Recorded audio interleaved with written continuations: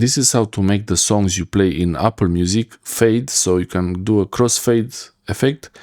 And in Apple Music you also have the effect of auto mix or no effect if you want. And for example, here I have the favorite songs, and if I go to the favorite songs, I'm playing a song, and in this view you need to have this view open. This is the up next view, I think it's called up next. Here you have the controls for the shuffle, for a repeat. You can set the repeat for one track or the whole list or album. You also have the autoplay feature, which you might want to enable or turn off.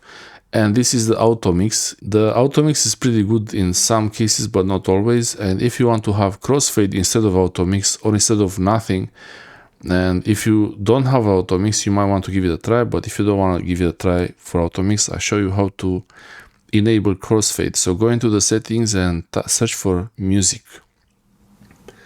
In the settings of the Apple Music app, you search for the song transition settings. So you have song transitions. Now this is off because I turned off auto mix, but if you enable song transitions like that, you have an option for auto mix or crossfade. Crossfade is a simple song transition from one to the next for a set duration, and you can set the duration, how long you want this crossfade to be. 4 seconds should be enough.